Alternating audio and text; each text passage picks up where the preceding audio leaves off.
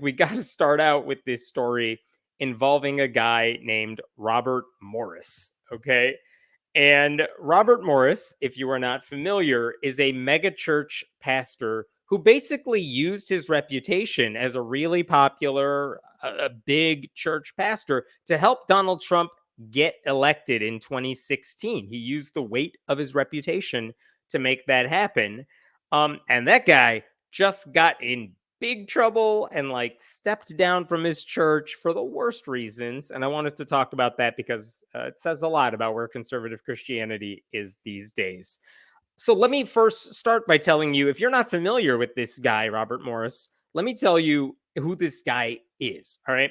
And basically, if when Trump in 2015 and 2016 was trying to win over Republicans, one of the ways he was trying to do that is to show them, look, I know I don't have the most impressive resume as a conservative Christian. I'm clearly not one of you, but I have the support of people who are conservative Christians. And that's why my vice presidential pick is Mike Pence. And not only that, I have the actual endorsements of several pastors. Okay. And this is what Robert Morris was used for. This is from Politico back in 2016. Trump said, let me see if I could pull this up here. Here we go. Let me try this one more time. There we go. I know the headline's small, but Trump had an evangelical advisory board. And look at this beginning right here. This is from June of 2016. Michelle Bachmann was on this list, and Trump put together an evangelical executive advisory board. These are the people who are going to guide him through decisions if he got elected in 2016.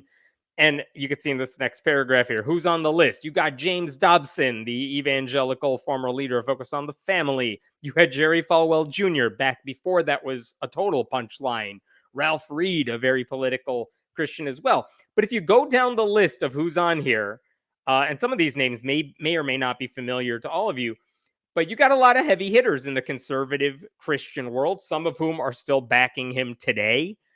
But on this list, there he is, Robert Morris, senior pastor, Gateway Church. And I think if you went down the list in 2016, some names would stand out. James Dobson, if you follow conservative Christianity, Jerry Falwell Jr., like, even if you didn't know everything about these guys, you knew their names. I think Robert Morris was probably not one of the bigger names on that list outside the evangelical Christian world. But within evangelical Christianity, he has some weight. And that's why Trump put him on the list. A lot of these are white evangelical Christians, though they're not all exclusively white. But Robert Morris was the senior pastor of Gateway Church in Dallas, Texas. Morris has had a history of saying really insane things, just like all evangelical preachers do. But there was a clip. This is from Mother's Day 2016. This is a transcript from what he said back there. This is posted on Warren Throckmorton's old site. He's a guy who's done a lot of investigations into the right wing. But this is Robert Morris speaking many years ago. I was getting my hair cut a while back in a specific where I get my hair cut. And there was this lady who I overheard talking about miscarriages and not being able to have a child. And she'd been praying for, I think, 12 or 13 years or something. And I just got so burdened. So I just went over to her and she got up at the same time I got up. And I said, I'm sorry to overhear your conversation, but I'm the pastor of a church. And would you mind if I pray for you? And so I prayed for her right there in the salon. And then she started coming to the church. She got saved. Her family got saved. And her husband and they started coming to small group. And she had a baby. And so basically his whole argument here is this lady was totally infertile until I came along. And then I went ooga booga. And then she had a baby. Jesus works. Like, that's the sort of insanity we are talking about here. And then, of course, when Trump did get elected in 2016 and he had this evangelical advisory board, they would meet with him and they would show up for some reason to do stuff with Trump. Look at this. This is a picture from 2019 It's blurry. I couldn't get a better shot, but this is what someone posted on Twitter. These are the evangelical leaders praying over Trump, who clearly has never been in the middle of an evangelical cuddle puddle before or something. But you can see all these hands on him. I don't know what they're praying about because none of it worked, clearly. But see the guy. Let me see if I can do this here. See this guy right over here? If you could see my mouse cursor, that right there, that's Robert Morris. Not close enough to get in the front row of the camera, but he is part of the group. Like, this guy was still with Trump in 2019. That's how close he was to him. This guy is like in the White House, in the Oval Office, doing stuff. So my point is, this is Robert Morris. He's a Trump ally, a guy who lent his name to get Trump elected, a guy who says crazy evangelical things. He also said, and I'm quoting here, that it is scientifically impossible to be an atheist, which is ridiculous, of course. In 2020, Trump actually did a whole roundtable, so to speak, at Gateway Church in Texas to talk about race relations and the economy, which are two things Donald Trump is horrible at, but he wanted to pretend like he wasn't, and he was in the middle of running for re-election. But they held that at Gateway Church, and I will share this with you. You could see this too. Like, during a roundtable, remarks by President Trump during a roundtable on transition to greatness. And you could see right up front here, this is Trump speaking. I want to thank Pastors Robert Morris and another guy. They're great people with a great reputation.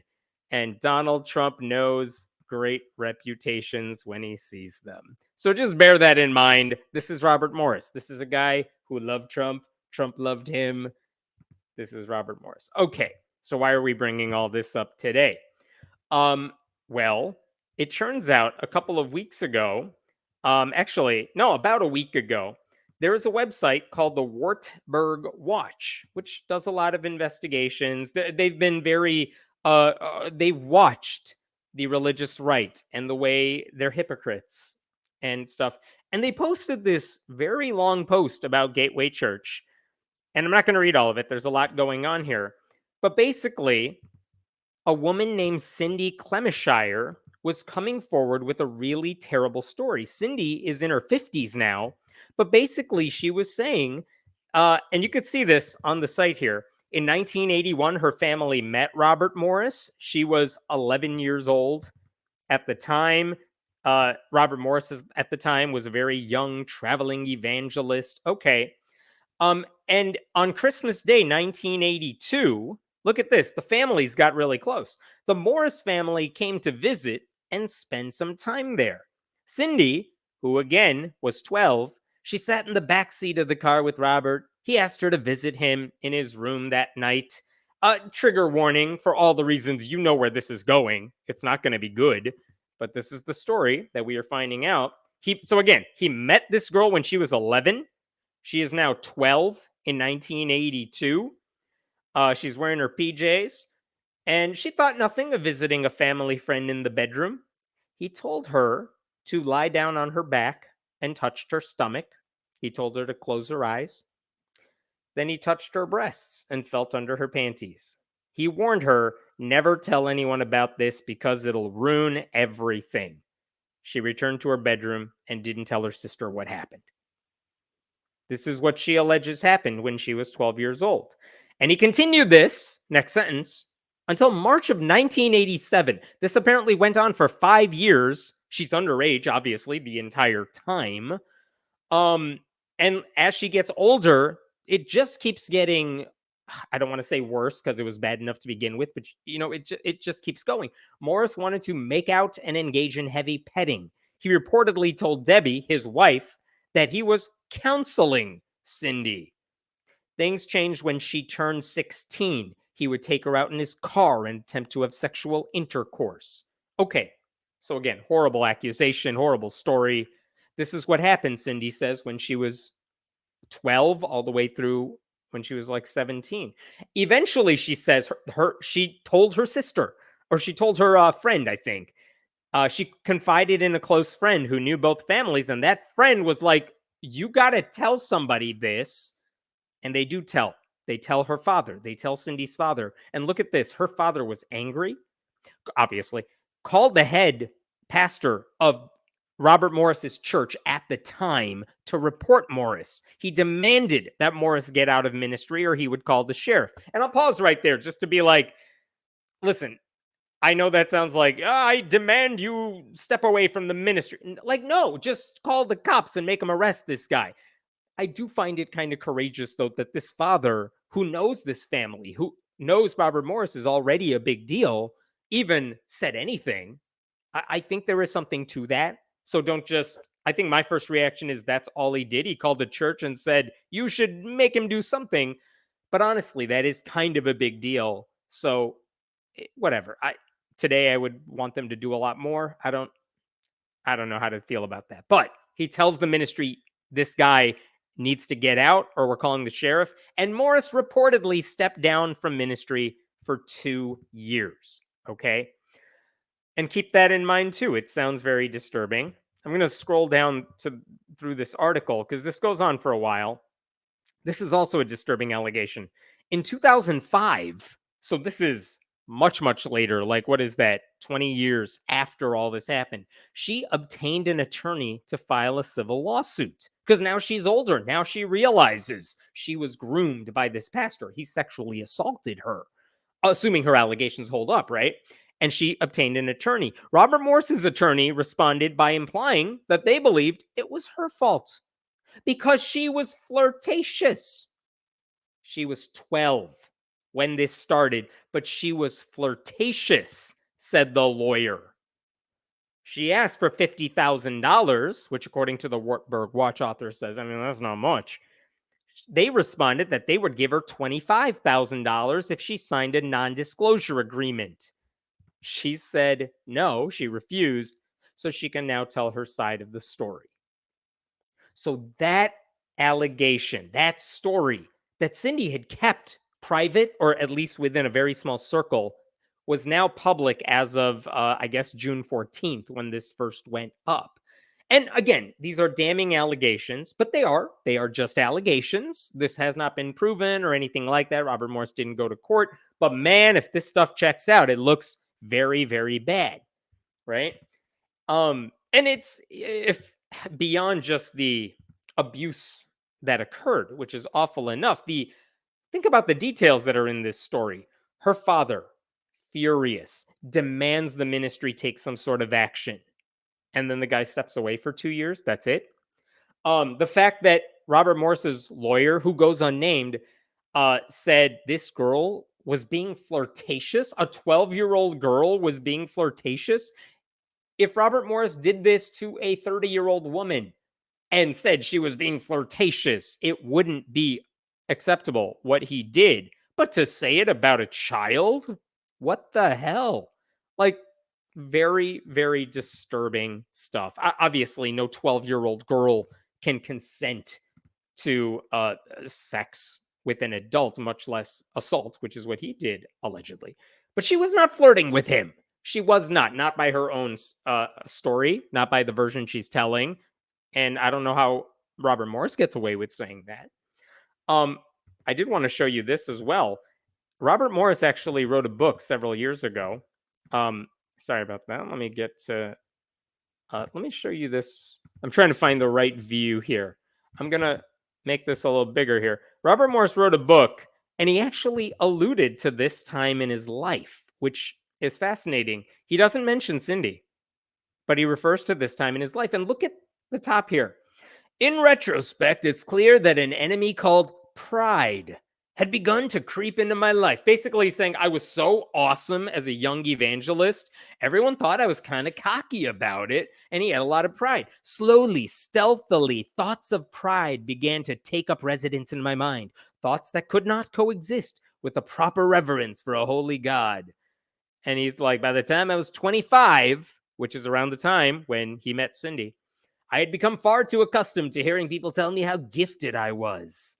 And he's like, God, what do I do? Everyone tells me I'm awesome, but I'm not humble about it at all. What should I do? One day, as I was praying along these lines, I asked the Lord, what can I do about this? Is there anything I could do about how awesome I am right now? His answer didn't exactly thrill me. I sensed him telling me, well, here's a thought. You could step out of the ministry and just take a regular job. Well, I suppose my response didn't exactly thrill him either. I said, yes, that is a thought. Lord, it's a bad thought, but it is a thought. Seriously, though, the religious part of me couldn't imagine that it would be God's will for me to leave the ministry. After all, I was being used so mightily by him. And then look at this. But try as I might, I could not get rid of that thought. It got stronger and stronger until the Lord orchestrated the circumstances for me to step out of ministry. I finally did what the Lord suggested. I stepped out of the ministry and started looking for a job. But I couldn't find one. Okay, and then he finds whatever. The Lord orchestrated the circumstances for him to step out of ministry. Oh, for 2 years. Oh, and it's right around the time that this child's father was like, you need to get this guy out of your ministry or else I'm calling the cops because he sexually assaulted my 12-year-old daughter. But in his memoir, he's like, man, God told me I was too awesome and I just needed to lay low for a bit. Like, in hindsight, knowing what we know now, that passage, holy crap. Okay, so anyway, this girl, now like a woman in her 50s, Cindy, she tells this story to the website, the Wartburg Watch. And again, these are all allegations. It's just one woman's story. Damning as they are, it doesn't mean Robert Morris is guilty, right? So what do you do? Well, the first thing would be, let's get some statements from Robert Morris. Like, what is this? Here's what the woman said. Do you want to deny this or anything? So Leonardo Blair, who is a reporter for the Christian Post, by the way, not an outlet I necessarily rely on, but Leonardo Blair usually writes about their news coverage stuff, does a fine job. He did reach out to them. And what's amazing here, look at this. Robert Morris did issue a statement to the Christian Post. And it was made public later, but let me show you what he said to the Christian Post here. Here we go. When I was in my early 20s, I was involved in inappropriate sexual behavior with a young lady in a home where I was staying. It was kissing and petting and not intercourse, but it was wrong. This behavior happened on several occasions over the next few years. Oh boy. Okay, let us discuss this because there's a lot to unpack there. So when he was in his early 20s, yes, we've established that. Notice right off the bat, he does not say, this woman is lying.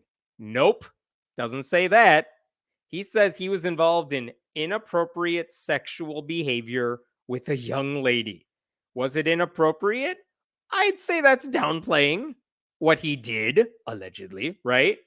But he is admitting, yeah, some stuff happened with this young lady. It was inappropriate. No, it was assault, if it is what she says it was. Inappropriate sexual. And by the way, what's inappropriate sexual behavior for a conservative Christian? Hugging for 4 seconds is inappropriate sexual behavior for evangelical Christians. So, like, that phrase right there, inappropriate sexual behavior, what does that mean to a guy like him, knowing he comes from this background that pushes purity culture? So that part is disturbing because there's such a wide range of what that could mean, and he doesn't specify. And obviously, and I know commenters are saying this already, young lady, oh, you were in your early 20s. What was she? Was she 19? Was that a young lady? No, he doesn't say that she was 12. He calls her a young lady. Oh my God. And then he says, it was kissing and petting and not intercourse. Yeah, maybe because she like pushed him off of her when she was 17, but he tried, according to her story. But also, what is he saying? Yeah, I put my mouth on her and I put my hands on her. That is what he is saying. But again, doesn't say she was between 12 and 17 when all this was happening. Okay. And he admits, yeah, it did happen on several occasions over the next few years. So, again, very disturbing statement in reaction to what Cindy was saying. Wait, he's still going. In March of 1987, the situation was brought to light. I'm sorry, I'm trying to make sure you could see all this. In March of 1987, the situation was brought to light and it was confessed and repented of. Yeah, when she was 17 in 1987, I think, something around there. Okay, the situation was brought to light. Yeah, because apparently her daddy told your church to get rid of you. And then he says, "Don't worry, I confessed and I repented." Yeah, but you didn't talk to a cop about it, did you? "I submitted myself to the elders of Shady Grove Church," which is a great band name and literally nothing else, because who cares what you told the old men at your church? "And the young lady's father." Oh, he submitted himself to the young lady's father. Yeah, because he threatened you, because he called you up and he's like, "Get out." "They asked me to step out of ministry and receive counseling and freedom ministry." I don't know what freedom ministry is, whatever. "Which I did. Since that time, I have walked in purity and accountable in this area." That last sentence is something there. "Since I sexually assaulted that little girl, I've been pure ever since." Uh, "Officer, I only shot and killed 3 people, but I haven't murdered anyone since then. So can't we just call it like forgiveness? Can't you just forgive me for that?" Like, wait, back up to since that time. I don't care what you've done since that time. I want to know what you did at that time. And honestly, if you did that thing at the time and you clearly don't have the words, much less the understanding of how bad it was, because he's downplaying it all, why should we believe he's walked in purity ever since? And again, like, if this dude did anything shady with an adult that was consensual, I honestly would not care, but this is not that. He explained this is the reporter for the Christian Post talking. He explained that he returned to ministry in March of 1989, 2 years after his abuse was exposed, with the blessing of the survivor's father, interesting, and the elders of his church. He further noted that he and his wife met with the survivor and her family in October of 1989. "I asked their forgiveness and they graciously forgave me." Well, that's news, because that's not what Cindy said to the Wartburg Watch. But he says, "I stepped away for 2 years. I came back. I did my Jesus recovery tour. And then I was back being awesome as a pastor because I was so awesome to begin with." And then he made it back and everyone loved me again. And I met with the family and they forgave me too. What does Cindy have to say about that? Kudos to the Christian Post for asking her. What does Cindy say about this? Let's scroll down a little bit here. Um, where is the part I was looking for? I will find it in a second. Um, oh, I'll get to what Cindy said in a second here. But oh, here we go. This is the survivor made it clear to the Christian Post that Robert Morris did not get her father's blessing to return to ministry. "My father never ever gave his blessing on Robert returning to ministry!" Exclamation point. "My father told him he's lucky he didn't kill him." I kind of like this father. "I'm mortified that Robert Morris is telling the world my dad gave his blessing. Of course, we forgive because we're called to biblically forgive those who sin against us. But that does not mean he's supposed to go on without repercussion," she said, which is a fair point. Like, you're taught to forgive theoretically as evangelical Christians, but that doesn't mean you actually do it. And again, if you're going to forgive, you could say, like, in a universal sense, like, "Yeah, I forgive you." But, that sort of Christian forgiveness in theory says, "I would forgive you, but I also want you to repent and I want you to understand what you've done." But that doesn't mean you get no consequences. You can't just say, "I'm sorry, here's a Bible," and act like everything's cool. That's not how it works, even within those circles. Okay. So Robert Morris is lying in his statement. What did Gateway Church say about all this? Elders at Gateway Church told Christian Post in a statement that Morris was transparent with them about his past, and they believe he has been biblically restored to ministry. This is what the church says today. Pastor Robert has been open and forthright about a moral failure he had over 35 years ago when he was in his 20s and prior to him starting our church. Wait, stop. What? moral failure. Child sexual assault, they're just calling it a moral failure. They're equating it to like eating too much ice cream because that's gluttony and that's a sin. And they're like, yeah, sure, he, took advantage of a child. It was a moral failure. It happens. He told us it happened. We're all cool with it. We gave each other high fives and then we took the tithe money. He has shared publicly from the pulpit the proper biblical steps he took in his lengthy restoration process. They said, wow, so he told his church how he recovered and everything. Interesting. And then they add, since the resolution of this 35-year-old matter, like, guys, why are you bringing this up? It happened such a long time ago. There have been no other moral failures. How would they know? Are they keeping eyes on him at all times? How? Like, this is not Mike Johnson Covenant Watch shit. They don't know where this guy is all times. How do they know? Because he didn't tell them about it? Pastor Robert has walked in purity. What is with that language? Like, he said that language. They're saying that language. Like, did they all meet together on a Slack channel and figure out, like, let's all use these words? And he has placed accountability measures and people in his life. The matter has been properly disclosed to church leadership. So, according to the church elders, Robert Morris told them everything that happened a long time ago. They made him go through Christian forgiveness rehab, and now he's been totally fine ever since. Which, honestly, that doesn't make Robert Morris look good. That makes this whole church look really horrible. Like, according to them, he told us that he sexually assaulted a little girl when she was 12. And we said, listen, say 5 Hail Marys and do your thing. I know that's Catholic, not this guy, whatever. Like, they just forgave him and it's all back. They're all good with him now. It makes them look horrible. So this is what happened as this story is taking place. So after the Christian Post publishes this, I just want to repeat, she was not a young lady. She was 12. It was not inappropriate. It was criminal. It was not merely inappropriate. It was criminal. It wasn't kissing and petting, like he said. According to Cindy herself, Morris touched every part of my body and inserted his fingers into me. That is what she said, a direct quote. That's when she was underage. She did not give consent to any of that. And as she said, her father did not give his blessing. Okay. The fact that it happened 35 years ago, it's irrelevant, I think, because it's not like any of this was ever made public. Until Cindy came forward with the story, I would bet good money no one at Gateway Church knew anything about the details about this story, no matter how much Robert Morris says he talked about it, no matter how much he brought up his moral failure.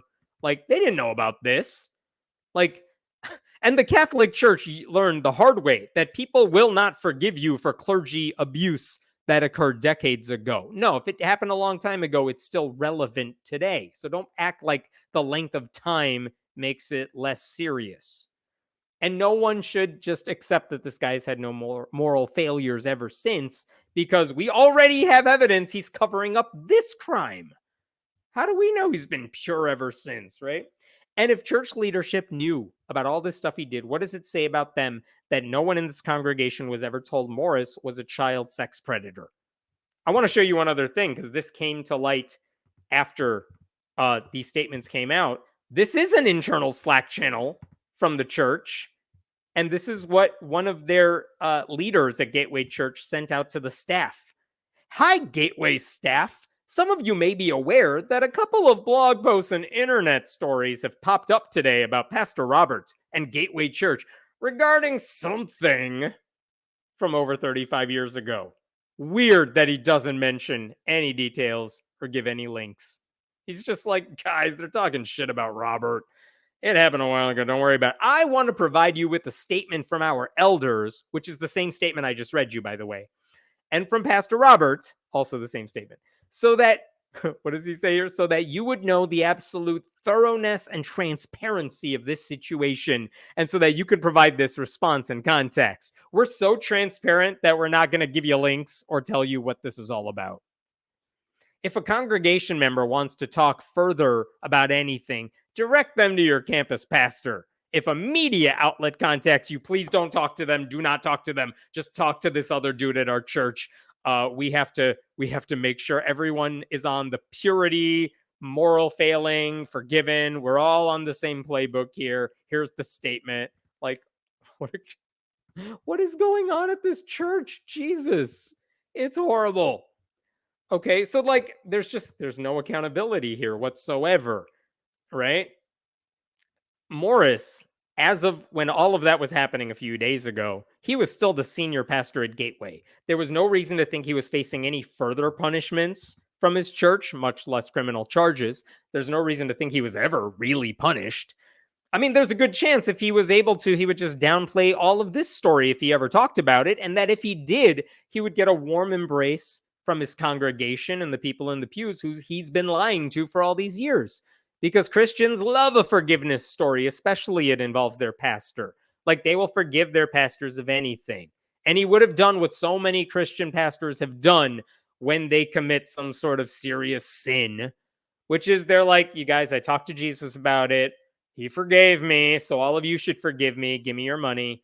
Like, this is how they all do the... And then, like, 2 years later, Robert Morris would write the book about how to overcome sin. And there would be, like, one page about, like, how he did something 35 years ago. But here's how he came through it for the next 200 pages. And then he would go on his recovery book tour or whatever. This is how the evangelical world works. So every time there's an incident of sexual assault, that's the playbook. They've done it so often, we know how this would play out. They just have to admit they did something immoral. It happened in the past. They prayed on it. God forgave them. They've been doing great ever since. Rinse, lather, repeat. Okay? There's never any mention of all the people they hurt. There's never details about the exact nature of the immorality.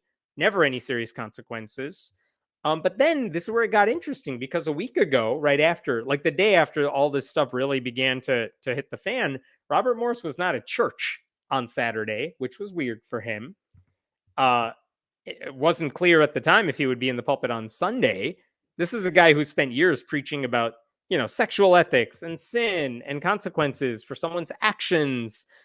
And all this time he was hiding his own secrets. And then, interestingly enough, this week, I'm sure you saw this on the news, there was a statement, a new one, from the elders at Gateway Church. All right, let me blow this up a little bit. Today, June 18th, the Board of Elders of Gateway Church accepted the resignation of Robert Morris, the senior pastor. Morris resigned. In addition, the board has a law firm. We hired an independent law firm. They're going to investigate the events from 1982 to 1987. Regretfully, when we talked out of our ass to the media on Friday, June 14th, the elders did not have all the facts of the inappropriate relationship between Morris and the victim, including her age at the time and the length of the abuse. Pause for just a second. If they didn't have all the facts, why the hell were they sending out a statement saying, he told us everything, we knew everything, why are you reporters going after this guy? Happened a long time ago, we dealt with it. Like, they gave the whole Trump, this is all fake news, the liberal media, like, that's the game they were playing. And now they're like, yeah, we totally didn't know any of this as of a few days ago. I want to know why they lied to the press then and said they did. Because they seemed to think they knew everything, and they acted like it. And then they said we didn't know how old she was. Did they ask? When Robert Morris allegedly came to them a long time ago and confessed to some sort of like morally inappropriate behavior, did anyone in the room, these older white dudes, I'm sure, the elders of the church, did anyone ask him like, moral inappropriateness, like, what did you do? Who was it with? Can we talk to her and find out if this is confirmed, or are they just taking Robert Morris's word for it? No, they just said like, all right, he confessed to something. I guess we'll just take it and run with it. They didn't know she was 12. They didn't know that she was abused for 5 years by this guy. They just stood by him no matter what. What does this tell you about the judgment of a white evangelical church that loves to pass judgment on other people for doing absolutely nothing wrong? utterly insane. They go on. What else do they say here? They didn't know anything. The elders' prior understanding was that Morris's extramarital relationship, which he had discussed many times throughout the ministry, was with a young lady and not abuse of a 12-year-old child. Oh, so he gave them the same story they told us, and no one asked, like, well, how young was she? Because that would be my first question. Why are you being sketchy about this? Why are you being vague about her age? Even though it occurred many years before Gateway was established, stop blaming our church. As leaders of the church, we regret that we did not have the information we have now. And I just want to point out, why do they have that information now? It's not because Robert Morris told them. It's because the survivors spoke out, and because reporters were like, you got anything to say about this? It's like reporting 101, and that's all it took to apparently get the facts that these elders never got. Then they say, whatever, we're heartbroken and appalled. No one cares. It's too late. The rest of that statement doesn't matter. This is what the church did. But again, the fact that this is the way the elders dealt with it, I believe, if I'm correct, like this weekend, the first weekend that he has resigned, there are going to be protests outside Gateway Church in support of the victim, because she's not getting any support from this church. Imagine how deranged you have to be to still be a member of the congregation of this church.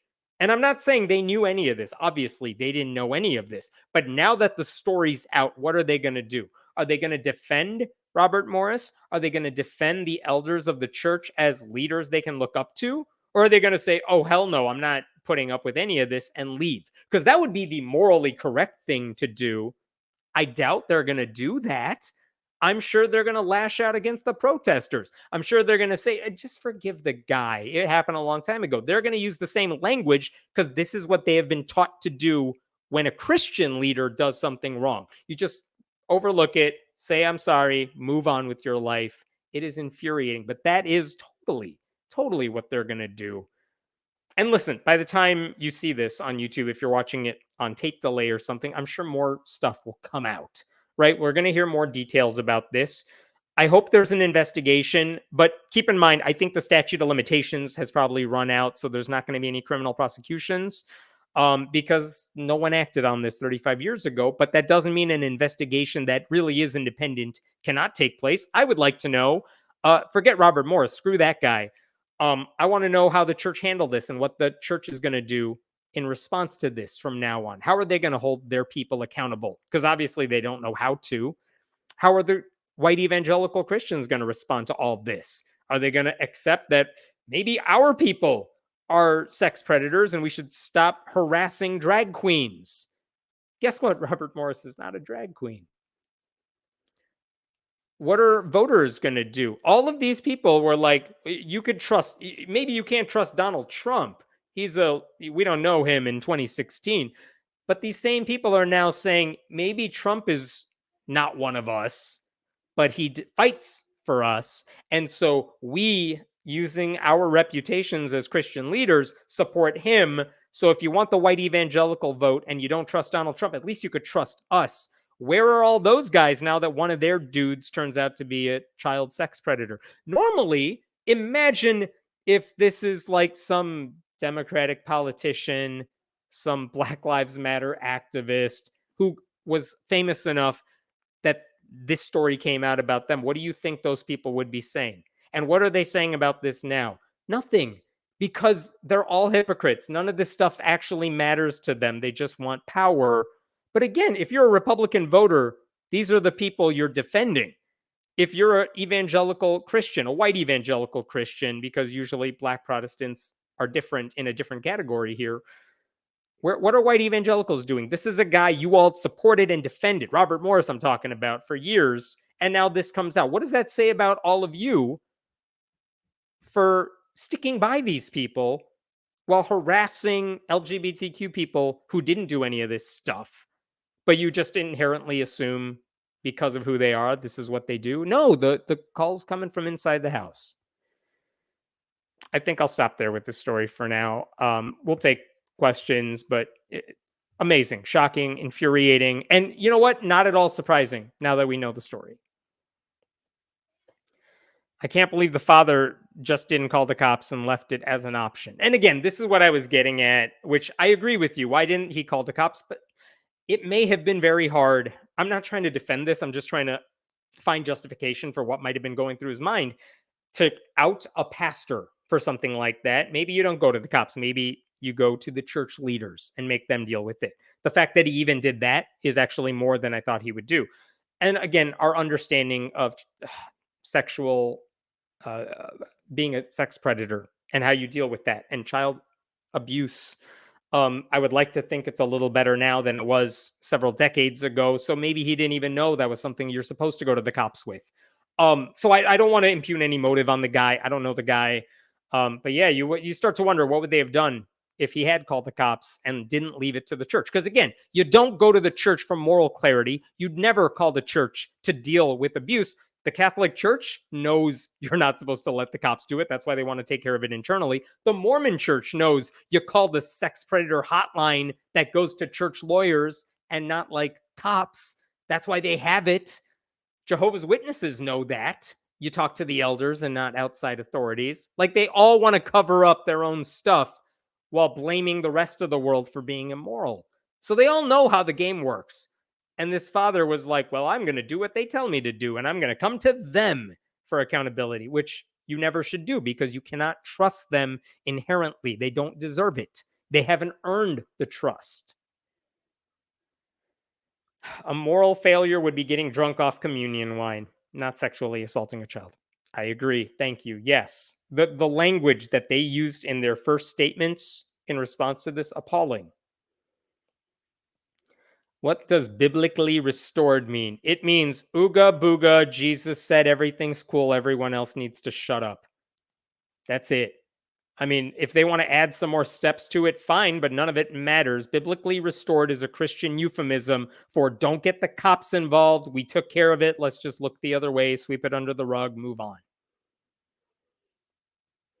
What church is this? Baptist? I think it's non-denominational. Gateway Church is one of those non-denominational evangelical mega churches. I don't think they're Southern Baptist affiliated. I don't know. Is this guy still behind Trump? You know what? I don't know if I saw him making explicit statements about it in his like social media feed, which he somehow hasn't posted much recently. I would assume he and his congregation are overwhelmingly in support of Trump and would vote for him because that is the white evangelical way.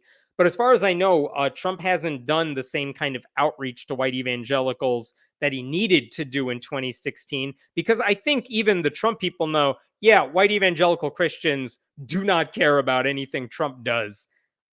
So we don't need to do outreach to them. It's a waste of our time. They're already in the bag. So I haven't seen a lot of overt outreach, but that doesn't mean the two sides are not together. I mean, Project 2025 is white evangelical Christianity into the government. We're going to talk about the Ten Commandments in Louisiana soon. That's white evangelical Christianity. The two sides are so tied right now that there's no reason to put together an evangelical advisory board because those people are already there. What do you think they're going to do? The moral thing and not vote for Trump? Of course not. They've been immoral for so long that Trump just knows, yeah, I won them over. Like, if you think white evangelical Christianity these days, no one is thinking about Jesus. It's all just a religion of Trump. They worship Trump. That's what they are now. Robert Morris is just an example of that these days. The Bible doesn't really prohibit this. Amen. Hey, yeah, there are plenty of stories of sexual abuse in the Bible as well. No wonder it's their favorite book. Oh, thank you, Karen, for the super sticker. I appreciate that. Thanks so much. Oh, yes, you can all become YouTube members. Thank you. I appreciate that as well. Thank you, Farmer James. I appreciate that. I hope some of you find this stuff useful because, I mean, I know it helps me just going through this bit by bit. And like, I mean, I wrote about this story last week and even looking through it again today, I'm like, oh my God, this is appalling stuff. And to be able to say it out loud, it really drives home just how disturbing it is.